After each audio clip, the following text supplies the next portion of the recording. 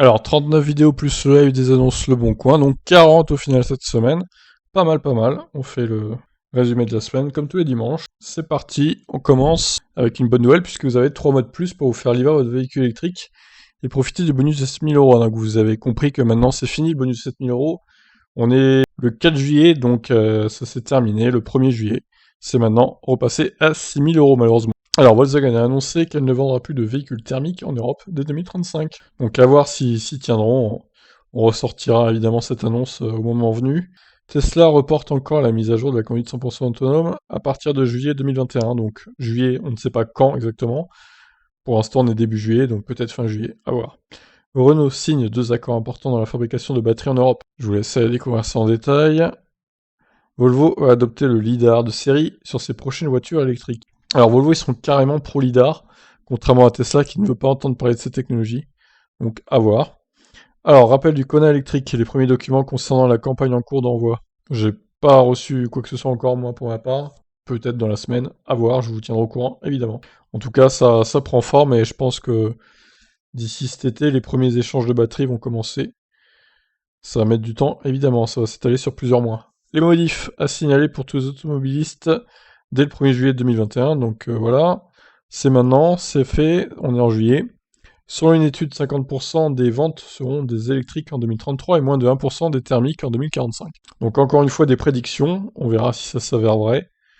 Elon Musk choisit le Maroc pour sous-traiter des pièces pour Tesla. Donc je précise, il va pas faire de Gigafactory au Maroc, hein. C'est juste pour faire sous-traiter des pièces.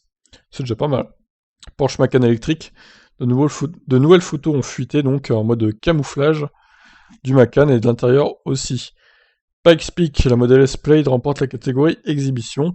Elle est un peu en retrait face au meilleur temps forcément, mais pas si loin que ça, donc c'est une belle performance pour la Plaid. Total Energy, la station de recharge de la Défense est maintenant opérationnelle, voici les tarifs. Un peu moins cher que Unity. Alors là, la vidéo qui a beaucoup marché, un superchargeur Tesla pris d'assaut en Californie, le futur est là. Donc, très peu de place hein, dans ce superchargeur géant avec 40 stèles, incroyable. Un tribunal allemand rejette les plaintes des ONG contre l'usine Tesla en Allemagne, donc la construction peut reprendre. Plus de blocage, plus de plaintes, c'est bien pour Tesla. La nouvelle MIA 2.0 sera dévoilée dans moins de 2 semaines, le 13 juillet même. Dans 9 jours maintenant, on a hâte de voir ça, les caractéristiques, etc. Un membre de TikTok se fait cancel, entre guillemets, se fait interdire l'accès, on va dire, par un store Tesla après une vidéo diffamatoire sur Tesla. Donc, en gros, sur TikTok, il a mis que le volant n'était pas prêt, il a dit que l'airbag ressortait, etc., que les voitures n'étaient pas du tout au point. Donc évidemment, c'était de la diffamation, vu que c'était des modèles pas totalement finis de fabriquer sur place. Donc il s'est fait juste interdire l'accès au store en question. Dur. En même temps, il est capable de dire de la merde aussi. Tesla signe un accord à long terme avec KTL, le géant chinois de la production de batteries. Un accord important pour les deux entreprises. La Model 3 domine encore les ventes en Europe en mai 2021. 3 voitures du groupe Volkswagen dans le top 5, et donc vous voyez la Model 3, première avec 8762 ventes. Bien joué Tesla. Renault et Waze Electropop, ce qu'il faut retenir des annonces du groupe français sur l'électrique. Donc il y avait pas mal d'actu cette semaine, ça reprend de plus belle. À part ce week-end, c'était un peu light, mais il y a eu pas mal de choses à dire quand même. Alors la Ioniq 5 a été essayée par Automobile Propre. Donc j'ai lu leur compte rendu, et du coup je vous invite à regarder leur vidéo pour plus de détails. Moi je ferai l'essai de cette voiture plus tard, au moment où j'irai, je pense, à la concession de Saint-Lô pour soit faire réviser la voiture, soit changer la batterie. Donc on verra à ce moment-là. Je vous donnerai mon ressenti sur cette voiture également.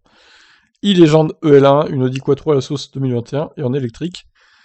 Presque, même plus d'1 million d'euros pour cette voiture. Ça fait un peu cher. Hein. Selon les premiers retours, le système Tesla Vision serait au moins aussi performant que les radars. Donc lidar, etc. Ça c'est une bonne chose. La Model 3 en tête des ventes en France au mois de juin 2021. Un mois historique pour les VE. Et oui, on a battu le record de vente en un mois, grâce notamment à la baisse du bonus, hein, qui intervient au 1er juillet. Je pense qu'il y aura pas mal de livraisons aussi en juillet. Et peut-être en août, même si, bon, en juillet-août, en général, ça baisse un peu les ventes à cause de l'été. Donc on verra. Beau score en tout cas.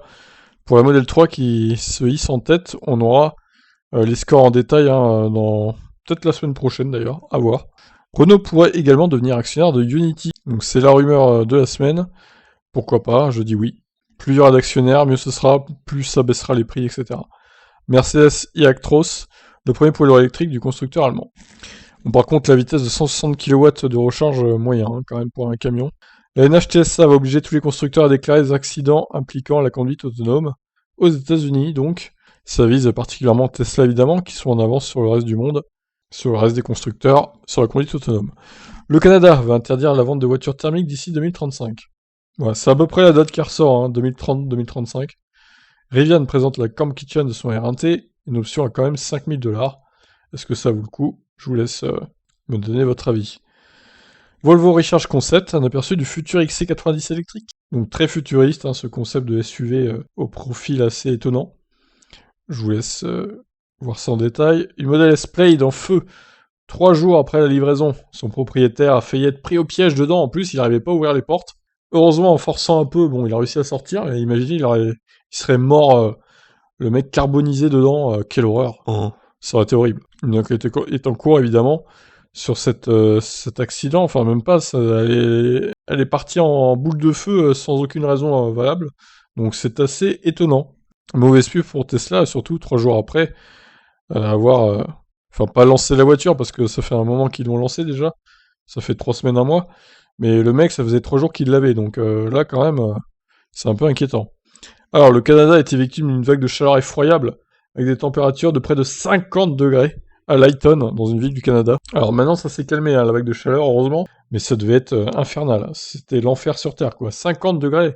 Mais vous mettez le nez dehors, vous fondez, littéralement. Incroyable. J'espère que ça n'arrivera pas en France, ça. Une nouvelle étude déclare que la voiture électrique sera toujours plus propre qu'une thermique, même si l'électricité utilisée n'est pas issue du nucléaire, etc. Je vous laisse aller voir ça en détail. Tesla bat à nouveau un record de livraison au deuxième trimestre. 200 000 livraisons, 201 000 même, minimum, voitures donc ont été livrées dans le deuxième trimestre 2021. C'est un record pour le constructeur américain. C'est bien. Nissan va construire sa propre Gigafactory en Angleterre. Bon, ça voilà, hein, on passe. Rien d'autre à dire. Porsche Taycan, un rappel mondial à cause de la batterie 12 volts. Et oui, la Porsche Taycan qui souffre d'un problème de puissance qui peut intervenir à n'importe quel moment, donc ça serait la batterie 12 volts qui sera en cause. Assez bizarre comme problème. Energica révèle un moteur révolutionnaire pour les motos électriques. Jusqu'à 10% d'autonomie en plus. Ok. Alors, une petite vidéo humoristique, parce qu'il n'y avait pas grand-chose à se mettre sous la dent samedi. Un modèle X qui danse, entre guillemets, en faisant des appels de phare, en battant ses portes, avec de la musique et les gamins qui dansent à côté. Bon, j'ai trouvé ça marrant, je voulais vous le partager.